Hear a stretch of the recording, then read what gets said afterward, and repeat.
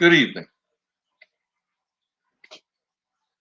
I wanted to take a few minutes and get online and talk to you this evening about some things that I believe are really important and that have a great deal of impact on our current everyday lives.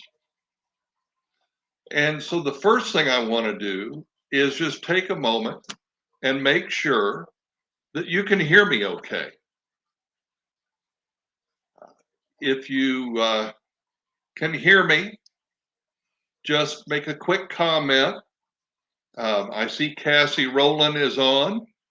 Uh, Cassie, can you hear me all right? All right, super. So I want to talk to you this evening about a few things that I think are really important. And the first one is kind of a definition of who we are supposed to be from the perspective, the viewpoints of Thomas Jefferson and James Madison.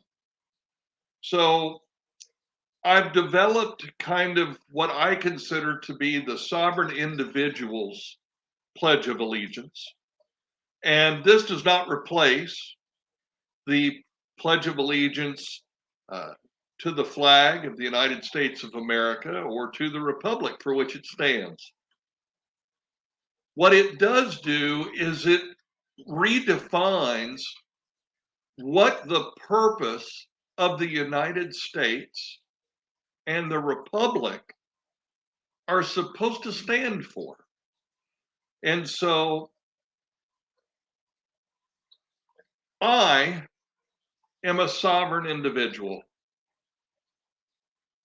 endowed by my Creator with certain unalienable rights, among which are life, liberty, property, and the pursuit of happiness as defined by me, not the government. Now, that's a simple statement, short and to the point. But there are some words in there that I'm not sure we all understand, or at least we don't understand the scope of what those words mean. And so I want to talk a little bit for a minute about the word unalienable or inalienable. Those are interchangeable. Jefferson actually used unalienable, but today we usually say inalienable. And the definition in the dictionary of inalienable is unable to be taken away from or given away by the possessor. So when we talk about unalienable rights endowed by the Creator, it's so important that we understand that those rights can not only not be taken from us, but we can't give them away. Now we can subjugate ourselves to an authority, but at any time we can retract our consent to that authority. Jefferson talks about that. To secure these rights, governments are instituted among men, deriving their just powers from the consent of the governed. Now, one of the things that I think is really important for us to remember as individually sovereign people, sovereign individuals, if you will, is that the Creator bestowed upon us inalienable rights and that we can consent to a certain level of authority, but we control that consent. That consent isn't an every 4 years thing or an every 2 year thing when we have representatives, whether it be state representatives or federal representatives that we vote on. It's not you have the right to vote. It goes much further than that. You see, consent is something that you can say at any time, I no longer consent. I'm now being abused by my government, and I withdraw my consent to be abused.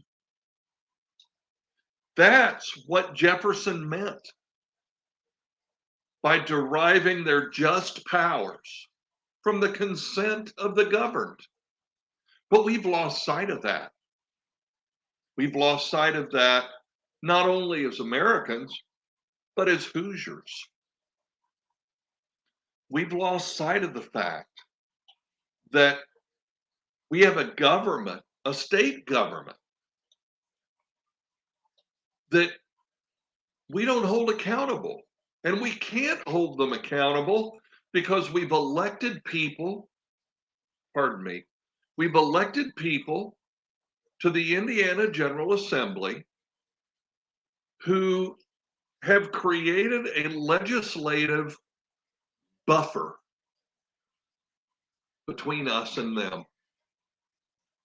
Once they get elected into office, there is little that we can do. And they really, you can email, you can call. We go down and we rally or protest on the steps of the State House. Does it change anything? No. Why? Because we don't have a recall legislation in Indiana. We don't have a ballot initiative or referendum on a statewide basis, so that our elected representatives, when they don't represent us, we can hold them accountable. We can recall them. The number of people that contact me about why can't we recall Holcomb? Because there's no recall law. That's a problem, folks. People say, why can't we get this done or get that done? No ballot initiatives. There are other states where you can go and get a certain number of petitions signed. And if you get enough signatures on your petition, you can get an initiative put on the ballot for the entire state to vote on. And if it's voted up, if the majority votes for it, it becomes law. Now, I can think of a couple of things, like constitutional carry. If the members of the Indiana General Assembly, if the Indiana Republican Party goes into a back room, shuts the door so that nobody knows what they're talking about, and comes out and says, we've decided we're not going to take a vote on constitutional carry in the state Senate. The people of the state of Indiana should have the ability to say, if you're not going to do what is constitutionally mandated, it is a constitutional, not just a federal constitution, it's in the Indiana state constitution. And if the members of the General Assembly won't repeal the unconstitutional permit laws, because folks, If I have to ask permission of the government to carry a handgun, that's infringement, plain and simple. I don't need to play Mother May I with the state government to carry a handgun. I was given my permit when James Madison wrote the Second Amendment. Now, that's all there is to it, plain and simple. But we're not holding our elected officials accountable. And what's worse is we're buying and eating the garbage that they're putting on the table in front of us.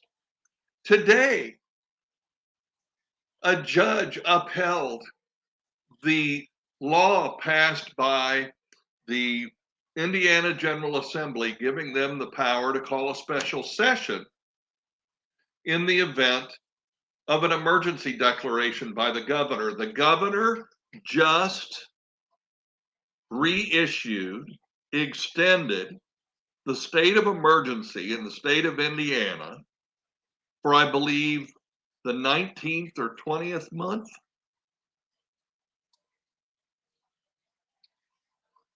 Folks, I know an emergency when I see one. We are no longer in an emergency. He is extending that in order to get federal funding and to continue to be able to leverage federal funding. It's all about the money. He wants to be able to take that money and spend it to the benefit of the people who support him. That's what government is doing. That's why we have a $16+ billion a year state budget. To secure these rights, governments are instituted among men. It does not take $16 billion a year to secure the individual rights of 6.7 million people. Let me say that again.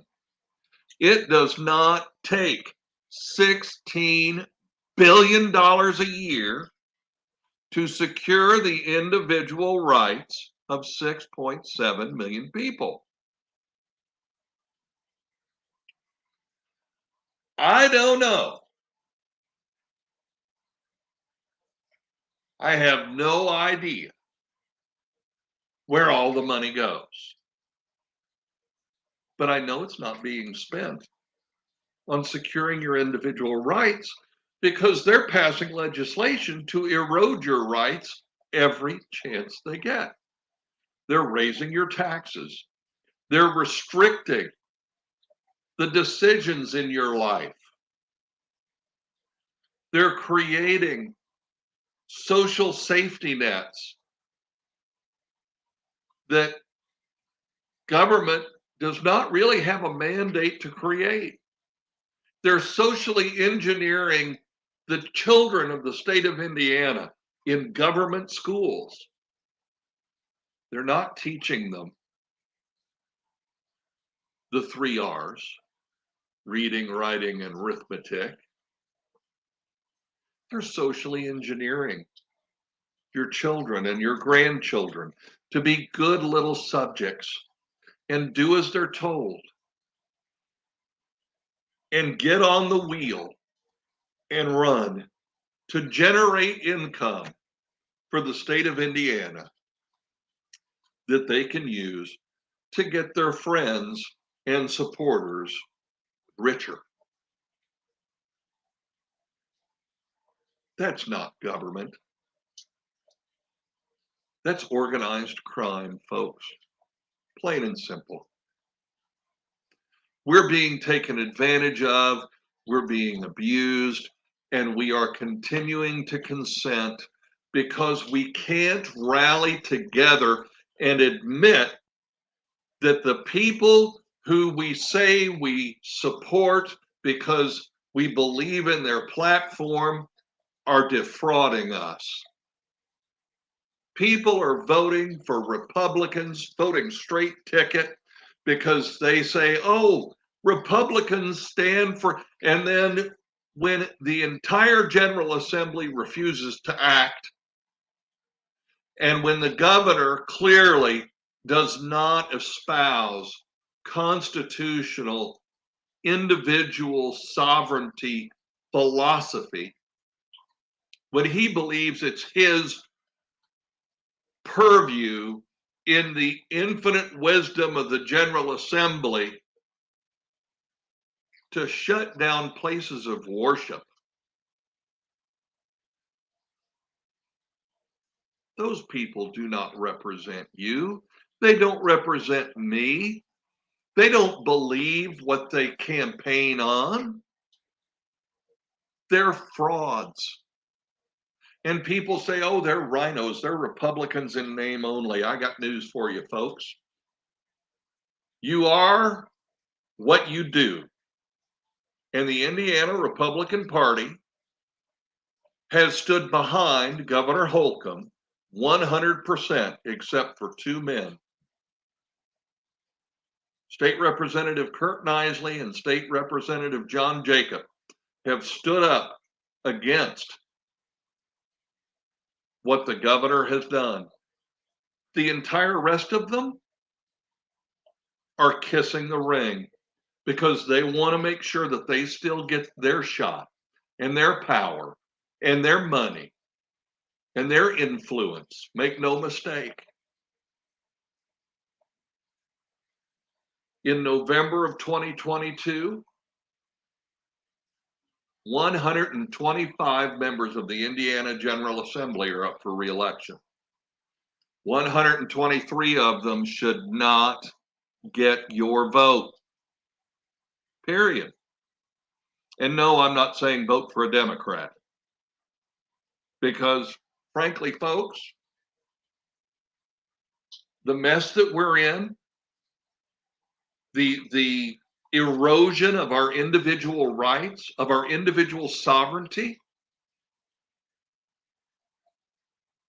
both those organizations have had a hand in that. They have worked together to grow the size and scope of government, to expand it into the living, breathing monstrosity that it has become in the state of Indiana. We need to identify Hoosiers who not only say the right thing, but they actually believe it and they'll act on it.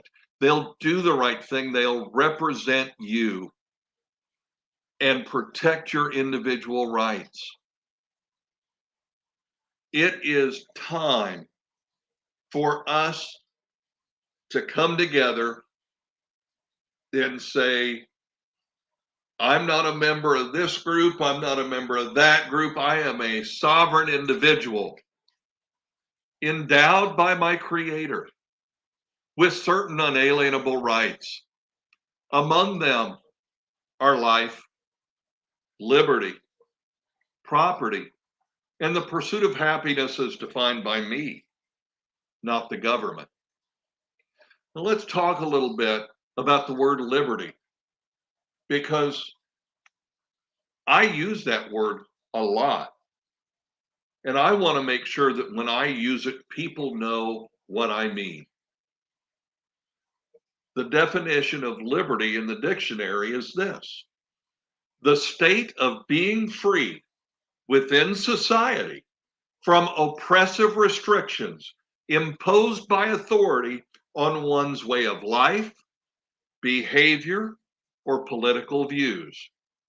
You see, folks, in order for me to protect my liberty, I have to protect yours, which means that I have to make sure that even if I disagree with your way of life, you must be free to live your life, to do what you decide is right for you, as long as you're not infringing on the rights of someone else to do the same thing. That's liberty. Liberty is, I may not agree with you. I may think that what you want to do is dangerous, foolish. I like to say that liberty is being as stupid as you want to be, as long as you don't hurt somebody else or take their stuff. But let's face it, folks, we live in a society today where everybody wants government to oppressively restrict everybody we disagree with. And that's not the way it's supposed to work. Now, I've heard people say, well, but God. I've read my Bible just like you have. And I know for a fact that God will deal with each of us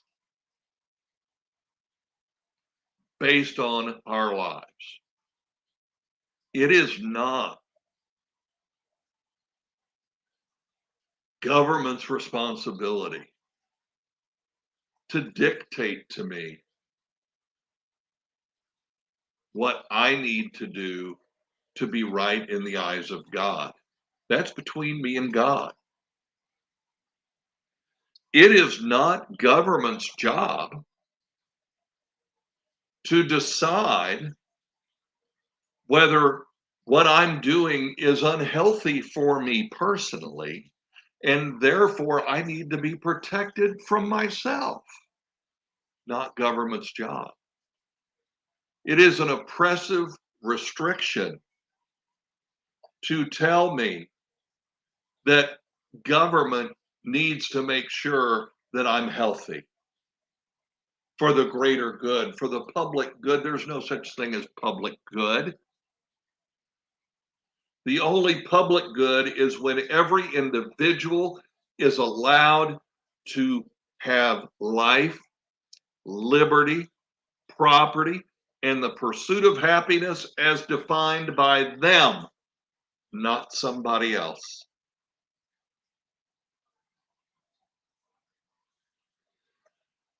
It is extremely important. We are at the crossroads of a time when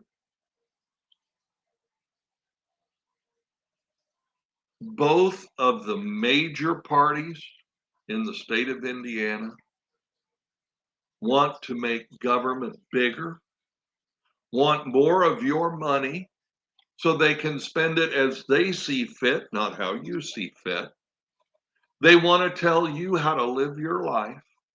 They want to tell you what you need to do to protect your health, protect your family,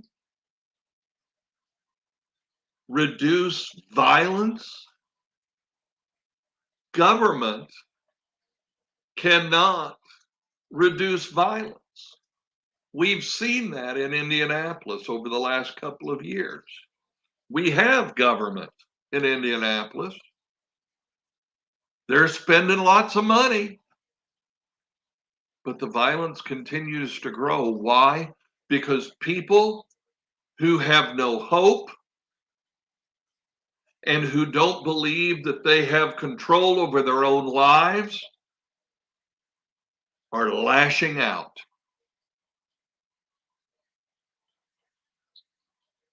That, folks, is a fact.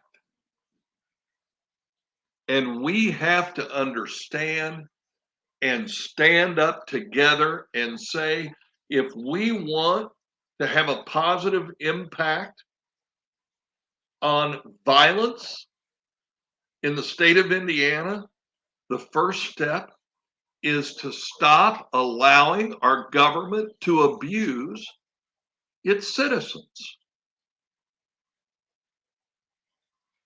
Plain and simple. If we want our children to grow up and be well educated, we've got to get them out of government schools, plain and simple.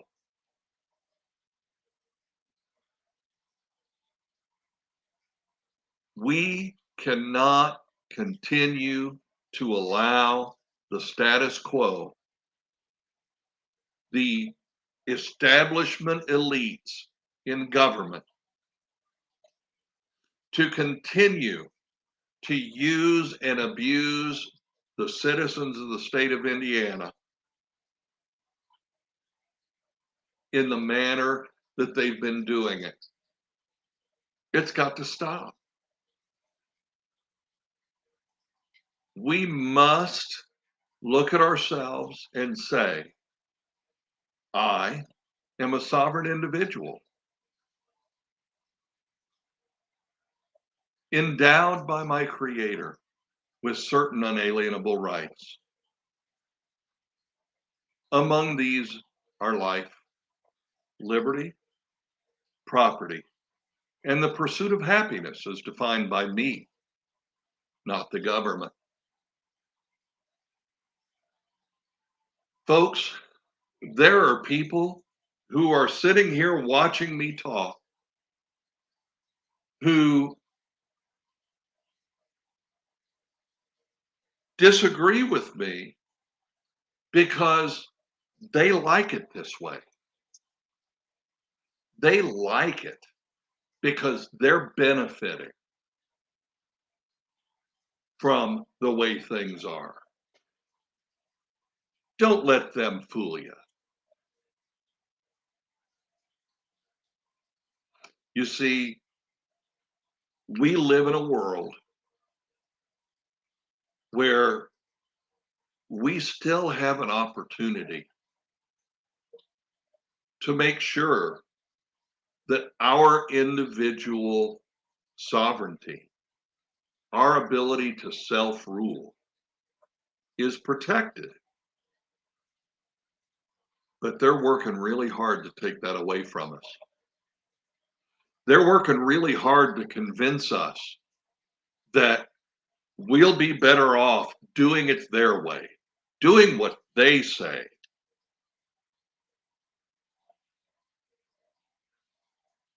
And I'm here to tell you, I don't know what's best for you. It is not my place to tell you how to live your life, to tell you what health insurance you should buy, or whether you should even buy health insurance. Only you can make that decision. Only you can decide whether to wear a mask or not, whether to have a vaccine or shot or jab, whatever you want to call it, or not. That's your decision, not theirs. And when they use fear, and I don't care whether it's somebody trying to scare you into using the vaccine, or scare you into wearing a mask, or scare you into voting for a particular party, because if you don't, the other guy will win.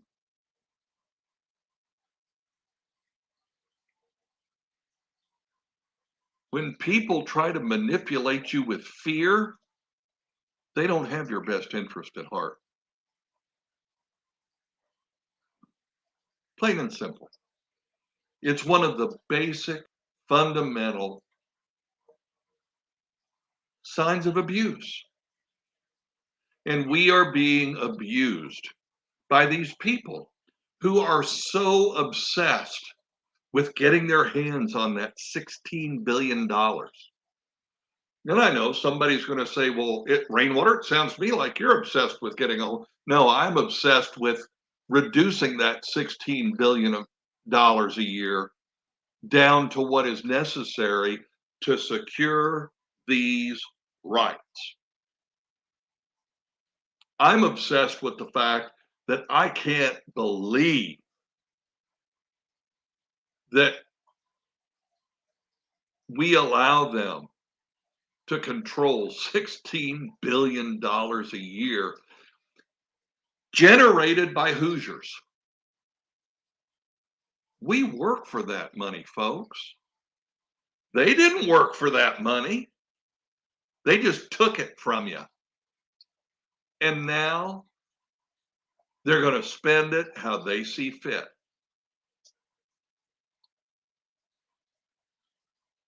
Think about it. Now, for those who think that I'm tin hat crazy, that's fine. You can think that if you like.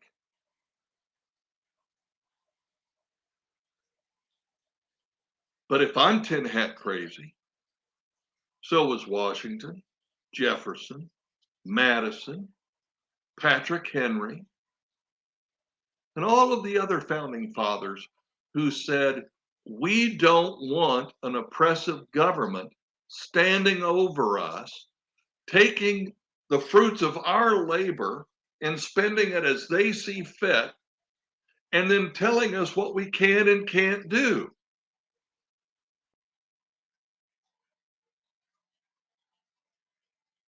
So if you disagree with me, that's fine. But from where I'm sitting, if you disagree with me, you disagree with the Declaration of Independence, you disagree with the Constitution, and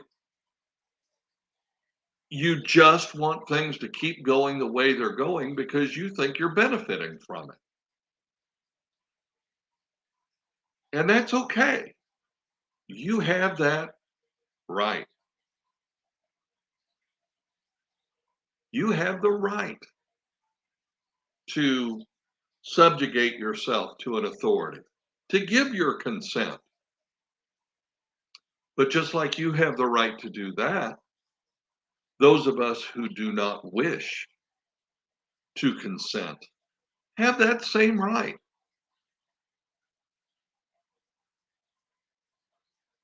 It's right there in the Declaration of Independence. And it's so important that we remember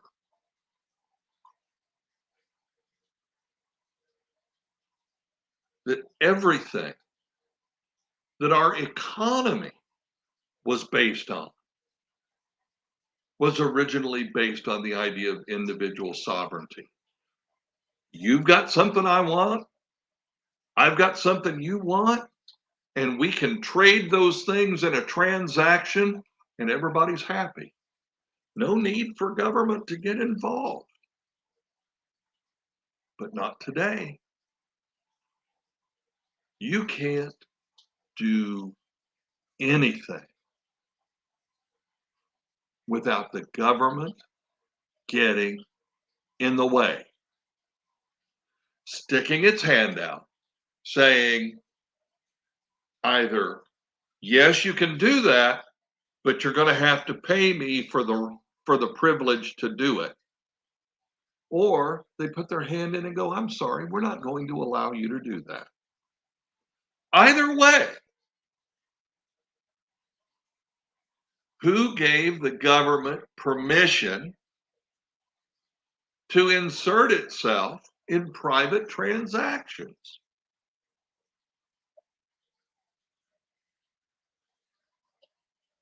I hear people all the time say, well, the Commerce Clause in the Constitution, the Commerce Clause was meant to be between the states, interstate trade.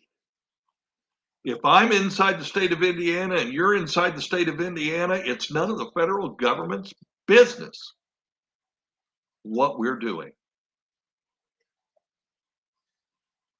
And you can try to throw the Commerce Clause around all you like, but I can read. I know what it says. And the interpretation of the Commerce Clause is 90% of the problem with an oppressive restrictive government.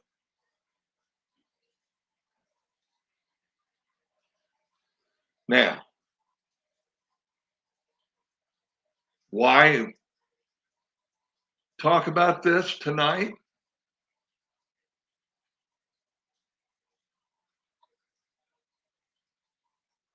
Because things are continuing to go downhill. Our individual rights are continuing to be chipped away at a little at a time. We just saw the Indiana Republican Party go behind closed doors, draw up new redistricting maps. And not only did they come out with maps designed to strengthen their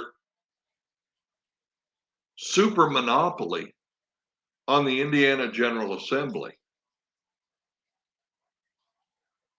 but they redrew their maps in a way to try to eliminate the people in the General Assembly who opposed them.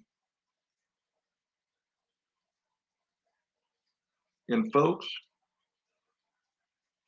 that's called elected officials choosing their voters instead of voters choosing their elected officials.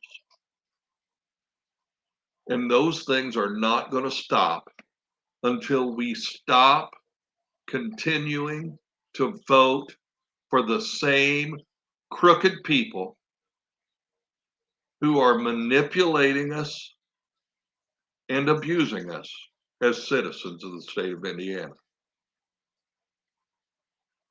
And I challenge you,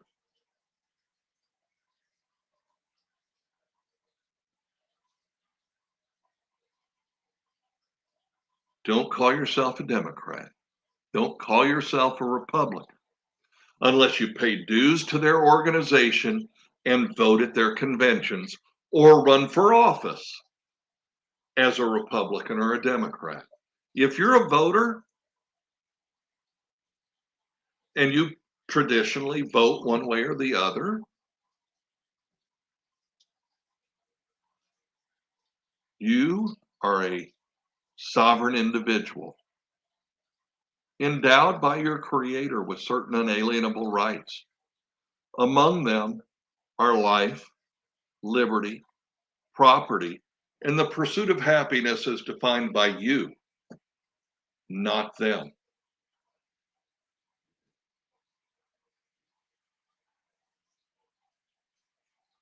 I'm a Colts fan. I'm a Pacers fan. But I don't get a paycheck from either organization. I don't get to suit up and play. I root for them and I hope they win. But I am not an Indianapolis Colt. I am not an Indiana Pacer. And in the same way that I'm not a member of those teams, I'm a fan. If you're not a member of the Indiana Republican Party or the Indiana Democratic Party, then you are a sovereign individual. You can vote however you like, and you have the opportunity to decide that the organization that you've been supporting has gone into the dumpster and you're not going to follow them in there anymore. That's a choice you have. And when they try to use fear to convince you that if you vote your conscience, that somebody worse than them will win. First of all, what can possibly be worse than somebody who tells you they are for this and this and this and this, and they're not. What could possibly be worse than somebody who tells you they represent you, and then when they get into office, they represent lobbyists and corporations and throw you under the bus and take your individual rights in order to trade them for an opportunity at tons of money after they get out of office. What? I I don't know. I can't think of anything. Oh, well, these socialists. I got news for you, folks. The Indiana Republican Party has been in charge of government education in the state of Indiana for a lot of years. Have you looked at what's going on in government schools? They're teaching socialism. They're teaching your children how to be good little socialists. The Healthy Indiana Plan, socialism. These things weren't created. This isn't, we haven't been living in a state run by Democrats. We live in a state with a Republican supermajority, but the gasoline tax keeps going up. The property taxes keep going up. Oh no, it's a 1% cap. That is such a bald-faced lie. It's 1% of the assessed value on your home, and the assessed value goes up every stinking year. Your property taxes continue to go up, especially if you live somewhere where they are spending money tooth and nail to bring in all of these corporations from out of state and out of the country, bringing in, oh, we're bringing in all these jobs. And then the governor whines and cries, we don't have people trained for these jobs. We need to train up our people. Well, who's been in charge of government education? Why aren't people graduating high school ready for college or a career? Who's responsible for that? The people running the state government are, period.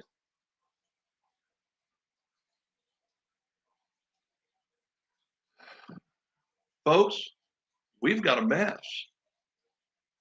And we've got a mess that unfortunately we made because we elected these clowns. We elected these people. These are the folks we put in office. And they're not doing what they promised, and we keep reelecting them. If you keep doing what you're doing, you're going to keep getting what you're getting. So I've basically spent the last 45 minutes saying this one simple thing. You are a sovereign individual, endowed by your creator with certain unalienable rights. Among these are life, liberty, property, and the pursuit of happiness as defined by you, not the government, not the Indiana Republican Party, you. And I encourage you, look around, look at what's in the paper, look at what's on the television, look at what's on social media, and ask yourself,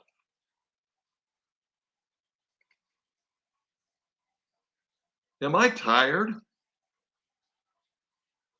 of the fraud that's being perpetrated upon me? Have I had enough? Is it time for change? Am I ready to flush the septic tank that is the State House in Indianapolis, Indiana? Thank you. Have a great evening, and I will see you again soon.